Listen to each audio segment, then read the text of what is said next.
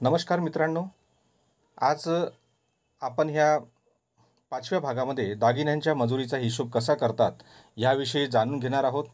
तर सुरुवातीला जे सोन्याच्या दुकानामध्ये जायचं तिथे सराफा मार्केटमध्ये गेलो असता आपल्याला मजुरी ही 150 रुपये ते 350 रुपये प्रति ग्राम एवढ्या प्रमाणात असायची।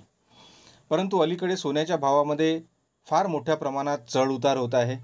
तुम्ही बघताय गेल्या काही दिवसापासून 2000 1500 असा प्रति दिवशी भाव वाढतोय आणि या वाढीव भावामध्ये आधीसारख्या मजुरीमध्ये दागिना हा विकणं कुठल्याही व्यावसायिकाला परवडणारं नाही आहे। त्याकरता म्हणून आजकाल दागिन्यांची मजुरी ही पर्सेंटेजनुसार लावण्यात येत असते। तर पर्सेंटेजनुसार मजुरी कशी लावतात आणि त्याचा हिशोब काय असतो ह्या संदर्भामध्ये आपल्याला जाणून घ्यायचं आहे। तर त्याकरता एक आपण उदाहरण ह्याकरता घेणार आहे।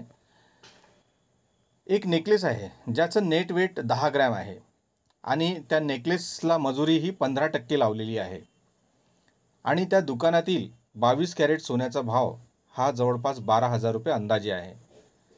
तुम्हाला सांगितलंच आहे की दागिने हे 22 कॅरेटमध्येच बनतात, म्हणून त्याची मजुरी कशी कॅल्क्युलेट करायची तर 12,000 प्रति ग्रॅम इंटू 15% म्हणजे 1800 रुपये प्रति ग्रॅम ही मजुरी आली। आणि ह्या मजुरीनुसार जर आपण 10 ग्रॅम नेकलेसचं जर मजुरी काढली, एकूण मजुरी 18,000 रुपये मजुरी होत आहे। तर ही 18,000 रुपये मजुरी देत असताना ज्या प्रकारे आपण मागे बोललो आहे की दागिना घेत असताना काय काय आपल्याला बघायला पाहिजे का, तर त्यामागचं कारणच हे आहे की एवढी मोठ्या प्रमाणात जी मजुरी देतो तेव्हा त्या दागिन्याची सुबकता, त्या दागिन्याचा हॉलमार्किंग, त्या व्यावसायिकाकडनं त्या दागिन्याला मिळणारी एक्सचेंज आणि रिटर्न पॉलिसी हे घाईगडबडीमध्ये समजून घ्यायची नसते। हे शांतपणे प्रश्नावर प्रश्न करून सर्व प्रकारचे समाधानकारक उत्तर मिळाल्यानंतरच आपण तो दागिना खरेदी करायला पाहिजे। मजुरी ही नेट वेटवर आकारल्या जाते। नेट वेटवर म्हणजे सोन्याच्या वजनावर। ग्रॉस वेट आणि नेट वेटमध्ये फरक हा असतो की ग्रॉस वेटमध्ये दागिन्याला लागणारा मीना, मोती, त्यानंतर सेमी प्रेशियस स्टोन या सगळ्याचं वजन गृहीत धरले जाते आणि नेटवेटमध्ये फक्त त्या दागिन्याला लागलेल्या सोन्याचं वजन धरले जाते। तेव्हा मजुरी ही नेटवेटवरच लागायला पाहिजे आणि नेटवेट घेऊनच आपण दागिन्यांच्या मजुरीचा व्यवहार करायला पाहिजे। तर मित्रांनो, या भागामध्ये तुम्हाला आता कळलं असेल की मजुरी ही कशा प्रकारे कॅल्क्युलेट करायची।